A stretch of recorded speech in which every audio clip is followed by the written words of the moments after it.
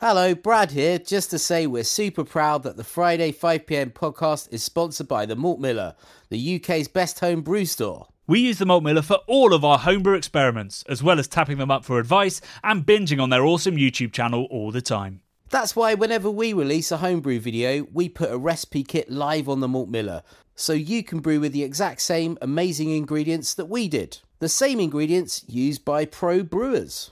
So alongside the Malt Miller's nitro-flushed hops, cold-stored yeast and milled-to-order malts, you can pick up recipe kits for our 5 Points Best Bitter, Russian River West Coast IPA, and now the fastest beer in the world, a hazy session IPA that goes from grain to glass in less than 48 hours. Sign up to their newsletter at tinyurl.com/Malt Miller to get 5% off your first order.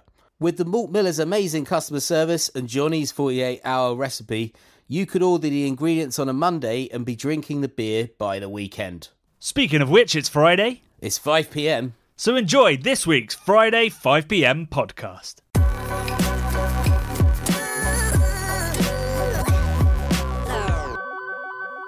Hey Podcats, and welcome back to another episode of Friday 5pm.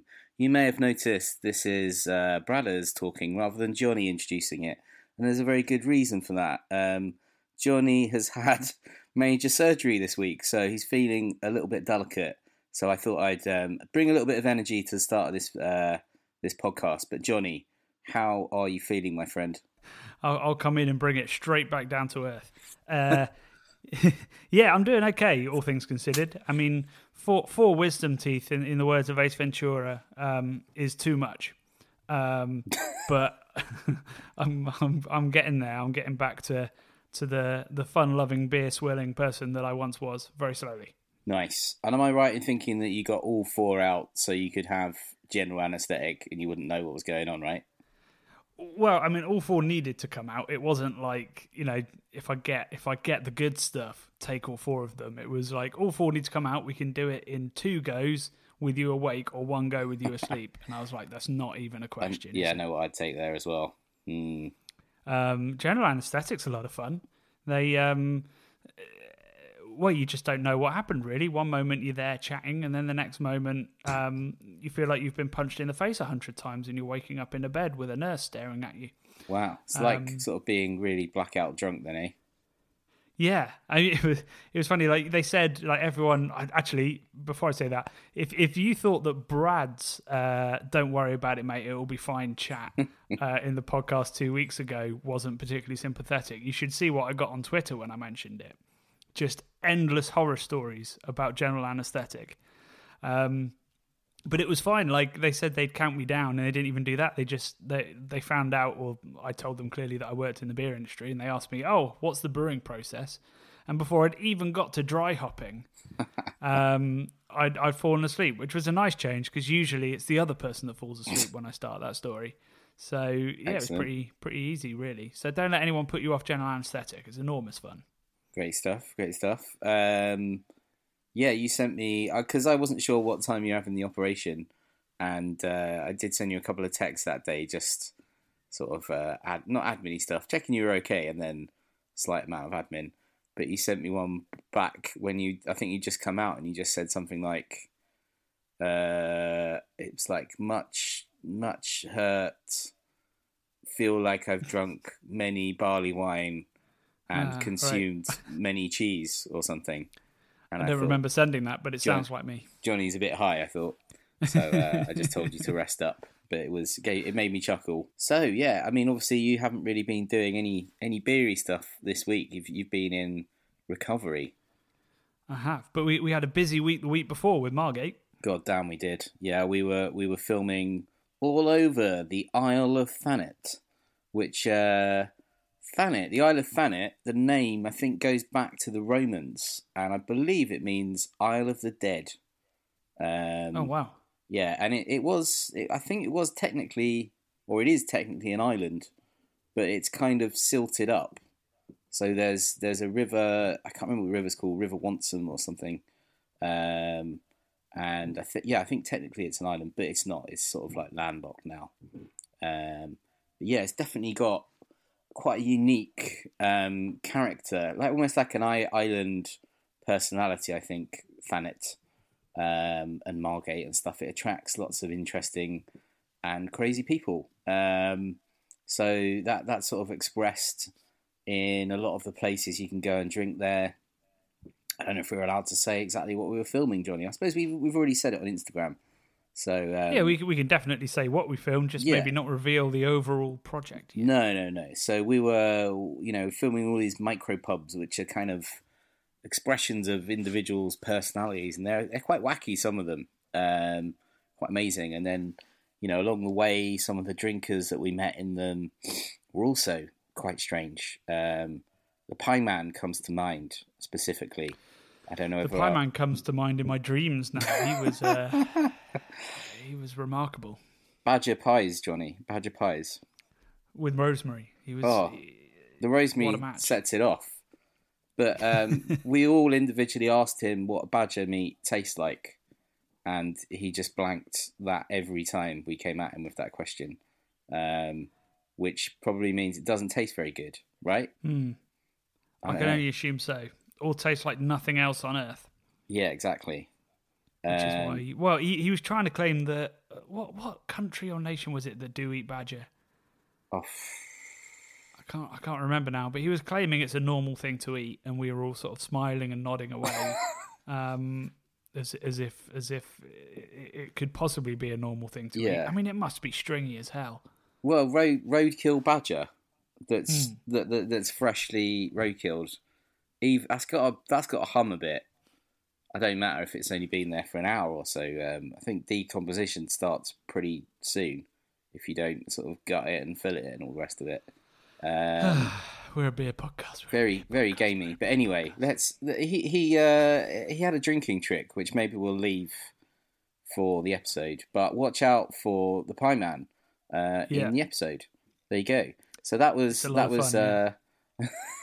that was a highlight of our filming that day. I went to London Craft Beer Festival, Jonny, which obviously you couldn't make because you were self-isolating.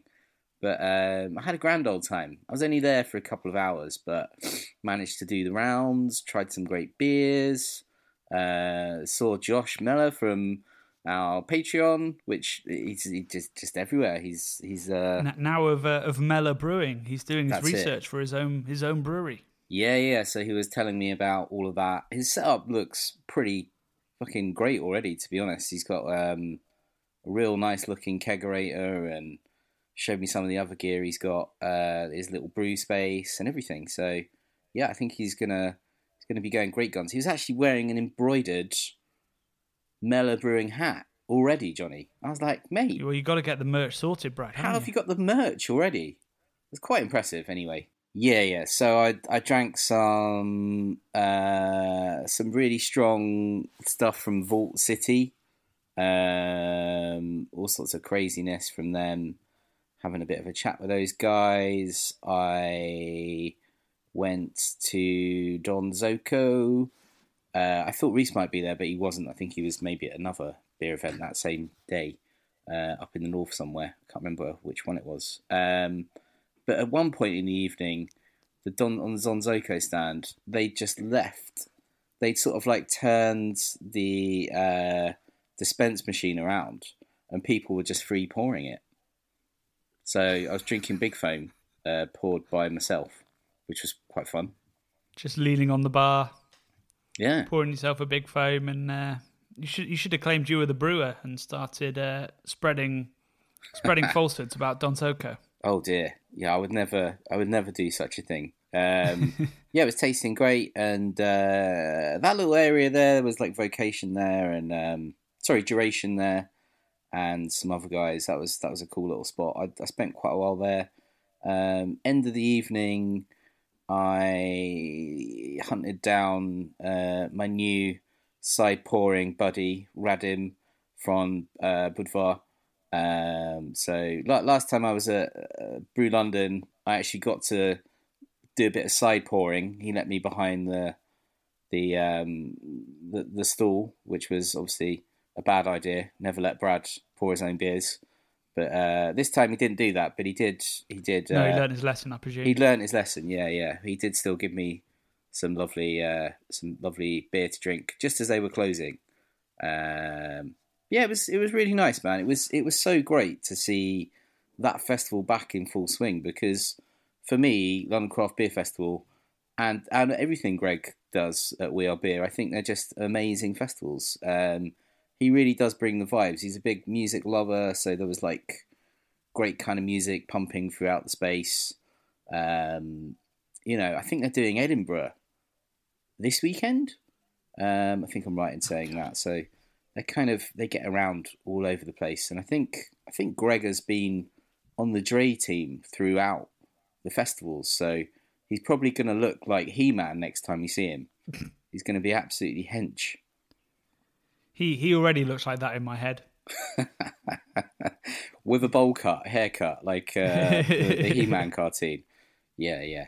But yeah, so apparently we saw each other at the festival. I have no recollection of that at all. So that tracks with you. Well, I wasn't even drunk, mate. Not even drunk. But he said we exchanged a glance, which sounds quite sexy. But I don't remember in the it. photo of you and Josh, there was somebody behind you that looked a lot like you. So maybe Greg's been exchanging sexy glances with Brad lookalikes. That could be it. Yeah, it was. I don't think it was me because I was sort of looking out for Greggles because I always like having a chat with the man. But I can't say I saw him. But drank some fizzy pop with the guys from Square Root. Had a little chat with them as well, which was nice. And we'll be seeing them on Monday, won't we? That's it, man. Yeah. We can't say too much about it, but we're gonna go and film some stuff down there, which will be pretty cool. Well, I think we can reveal some of that. I don't think we have to be. I mean, we do enough teasing on this podcast. We are going to. Our next homebrew episode is going to be with Square Root. We're going to be making bespoke shandies. So I'm going to be brewing the beer element. They're going to be making the soda element. This was going to be a summer episode, but what with the delays such as my house move and having parts of my face ripped out, things have got slightly delayed. So we're hoping for an Indian summer to release the hot wet shandy episode. Well, I think shandy's great any time of the year for me. But yeah, obviously it's a summer drink predominantly. But we're taking a brand new take on the shandy, which is incredibly exciting, and we've recipe tested it already. So we know it's going to be awesome. Yeah, so long as I get the brew right. But that's okay. I've been chatting to... I've had like an hour-long phone call with Lallemond, the yeast suppliers, about the interesting things I'm going to be doing to make this work. So it's going to be an awesome episode. Loads of stuff to learn, loads of adventures, and lots of talk about fizzy pop from Brad. So that's going to be awesome. So we didn't have a podcast last week because we were in Margate and things got a little bit out of hand. Mostly, actually, we were just having really good fun when we went to Gad's Brewery and met Eddie Gadd for the first time. So that's pretty much why we can blame the lovely conversation we were having with Eddie. But yeah, so we've got two videos to talk about. Oh yeah. The first one being last week's, which was my little trip to my new local brewery, or should I say blendery, Crossover. I hinted rather stupidly at the very start of the video that the shoot had been a bit of a nightmare and then didn't follow through on that. But just to those of you that clocked that, it was because I went for a day and filmed there and got all of like the colour and the B-roll and then did the interview. And when I went to edit the interview, the microphone on one of the guys had slipped under his armpit without me noticing. And so the interview was entirely muffled when he spoke. So I then had to go back, and then I went back a couple of days later to redo just the interview portion and forgot all my SD cards. Oh dear.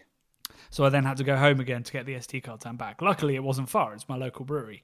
But yeah, so it was, I mean, I looked so deeply unprofessional. They must have wondered who on earth they'd let in, who on earth had moved in nearby. So yeah, apologies to Charlie and George. We got it done, and it was a great interview, and it's had loads of great feedback. And you know, for a very niche brewery, I was really pleased by how much feedback we got and how much interest there was in the comments.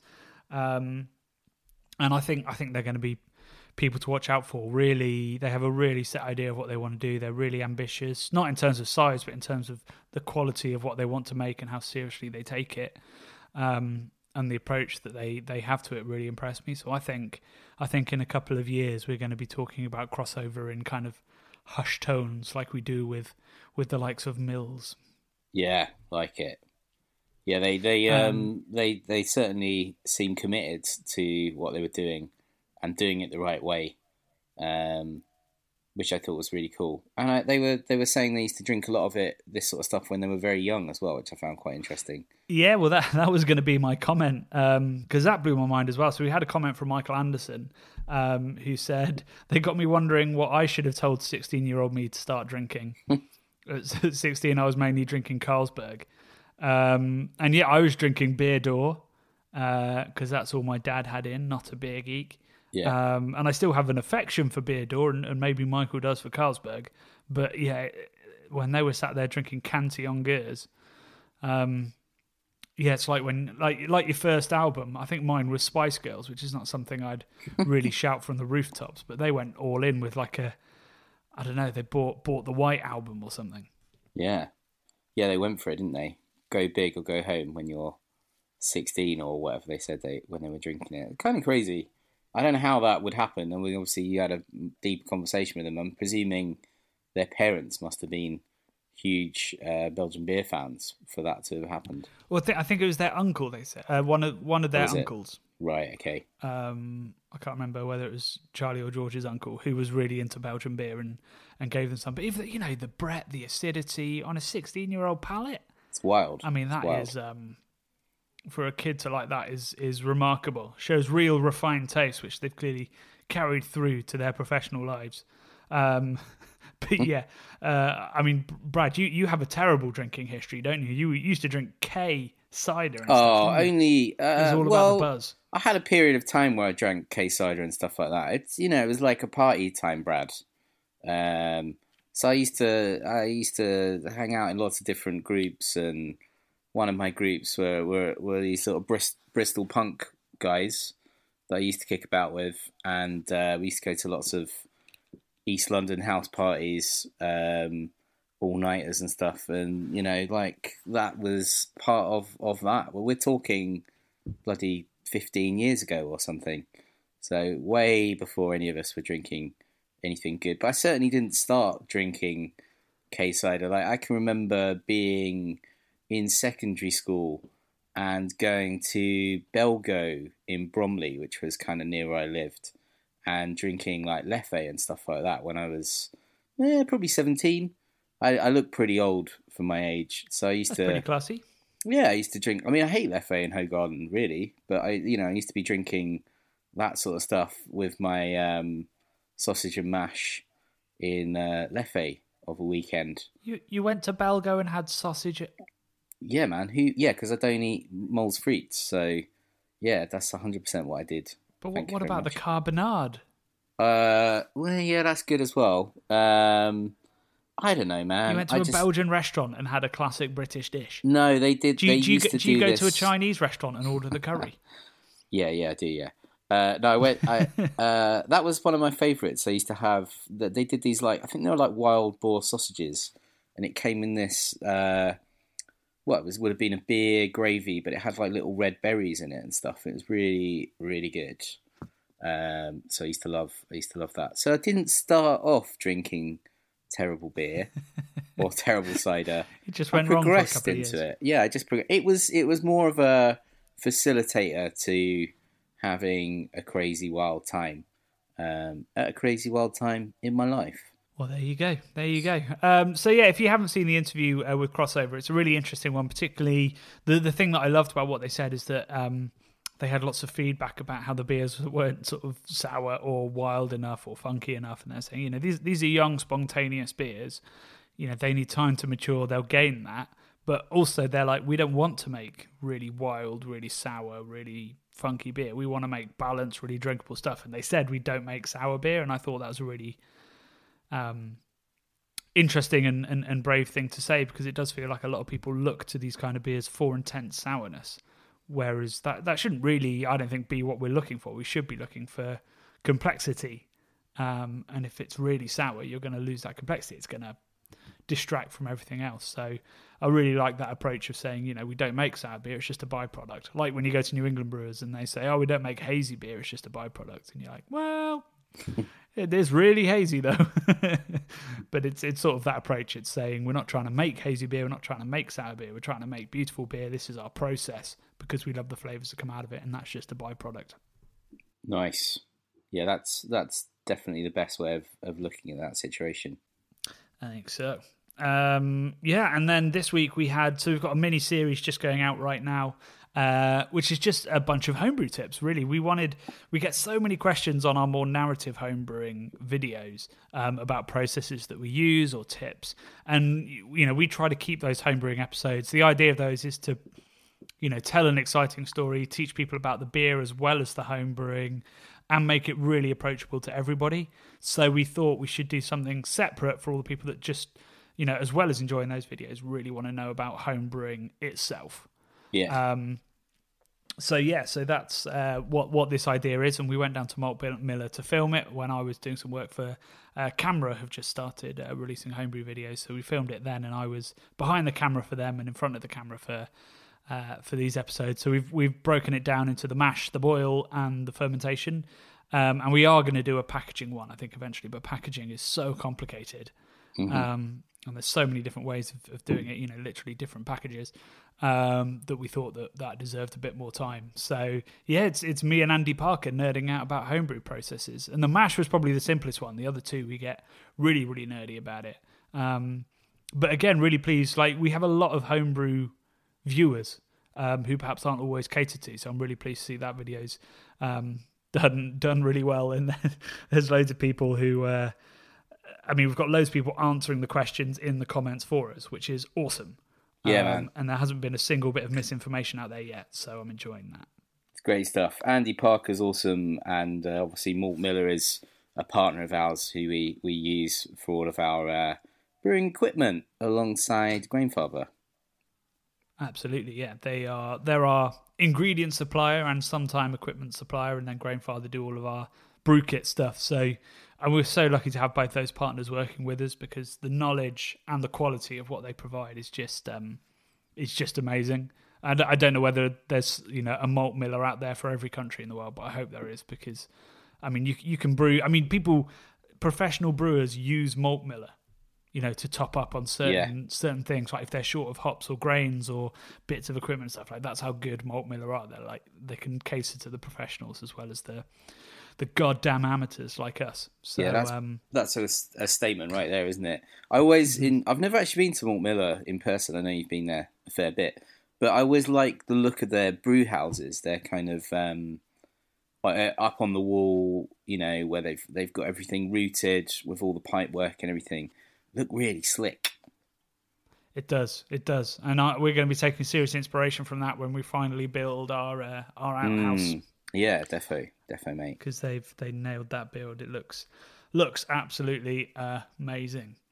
The only comment I had from that was from David Ellis, who said #blobbymalts, which I enjoyed that. And I think you suggested it should be a T-shirt slogan. And then he said, yes, with the statement, mash up the jam or jam up the mash above it, which I quite like. Give it a go. Quite geeky, but yeah, good stuff. Give it a go. Blobby mash. I'm not sure I'd wear a T-shirt that said blobby mash on it, though, to be fair. But do you think it's possibly too niche? I think it's pretty niche. Also, blobby is quite a kind of gross word, isn't it? It's like moist or something else. It's kind of a gross out word. I think all words are beautiful, Brad. Even moist. Even moist. It's a great word. Maybe what other word is there for that? Maybe a moist feeling? lemon drizzle cake. I remember when we used to work for Jamie Oliver, there were words that were banned, and one of them was banned was moist. Yeah. He didn't like that being used in any of his sort of editorial or anything. So no, although I think that might have come from the editorial team as much as him, because I was all pro. I was pro moist. You were pro moist. Well, because what else do you call a cake that is wet? Well, there's no other word for it. Yeah, Wet. You don't want a wet cake.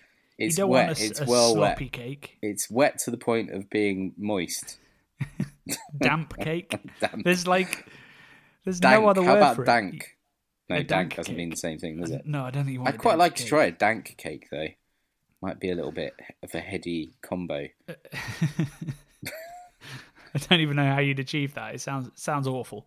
Drugs, I reckon, Johnny. Lots and lots of cannabis. So maybe that's what a hash space brownie cake. is. They're a dank cake. Actually, thinking about it, space cakes. There you go. Face cake. Space cake. Yeah. Space cake. What's space cake? Yeah. Like space you know, like a cannabis cake. Space cake. That's what they used to call them back in the day in Amsterdam. Not that I've ever do anything like that. You're going to have to bear with me. My doorbell's going. Give me 1 sec. 1 second. Cool. We've had all sorts this episode. We've had my friend Andrew ringing me, which was quite distracting. We do this over the phone, and yeah, my phone was buzzing for a good 30 to 40 seconds while we were chatting, and now Johnny's gone off to answer his doorbell. So apologies. He's back. He's back. I'm back. It was our malt Miller delivery for our brew next week. Oh, come on! So how can I be angry with that? Arrived. That's amazing. Great stuff. It's almost. Was it Andy Parker? Was he there delivering it? Was he outside listening? It was not Andy Parker or Rob or Reiki from from Malt Miller. It was just a guy from DPD. Okay. So we did have a question for this week, but we're going to save it for next week. We've got a big old week. We're going to Square Root. We're going to a wonderful old brewery called Hook Norton. We're brewing our next collaboration homebrew episode. And we start the edit of a massive project that's coming out in September. So we've sort of been a bit quiet and a bit sporadic of late on the Craft Beer channel, but I promise you, come September, it's all kicking off. Everything's coming to fruition. Everything's coming together. So watch out for all of that. It is all coming, and we've got some amazing stuff coming through. So we will see you on Wednesday for another homebrew episode. And of course, follow our Instagram where you'll be able to follow our adventures at Square Root and Hook Norton, and probably with the homebrewing day as well. I might do some of that on top. So until then, love and beer.